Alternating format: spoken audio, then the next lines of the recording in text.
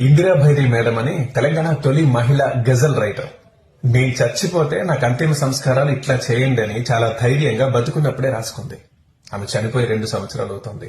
అది ఎంత సూపర్ ఉంటుందంటే ఒకసారి వినండి.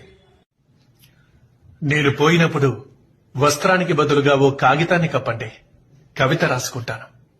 సిరా బుడ్డిని పెన్నునొకదాన్ని బ్యాగులో ఉంచండి.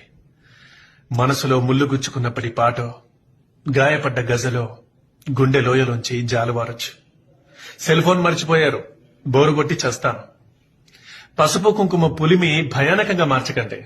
నన్నందరూ గుర్తుపట్టాలిగా మరి. దండలతో మూసేయకండి, నాకు అలర్జీ. ఆ పూరేకుల్ని ఏ దారినైనా మెత్తగా పరవండి. పుణ్య స్త్రీ, పాపపు స్త్రీ ఇట్లాంటి పేర్లు పెట్టకండి, నాకు నచ్చదు. సామాన్లేవి పారేయొద్దు, అడిగిన వాళ్ళకి ఇచ్చేయండి. ఆ బ్యాండ్ మేళం వాళ్ళని ఓల్డ్ మెలోడీ సాంగ్స్ వాయించమనండి. డాన్సులాడి లేట్ చేయకండి. టైం అంటే టైమే, అంతే. మంగళవారమో అమంగళవారమో పాడెకు కోడిపిల్లను కట్టి హింసించకండి. బడికి కబురు పెట్టండి. నేను బతికిన క్షణాల్ని తలుచుకుని వాళ్ళు సెలవిచ్చుకుంటారు. దింపుడు గల్లం దగ్గర చెవులు గిల్లుమనేలా పిలవకండి. నన్ను తలుచుకునే వాళ్ళెవరో నాకు తెలుసు. డబ్బులకు ఇబ్బంది అక్కర్లేదు, పక్క వాళ్ళ కొట్లో ఖాతా ఉంది. అన్ని రోజులు ఇక్కడే ఉండండి.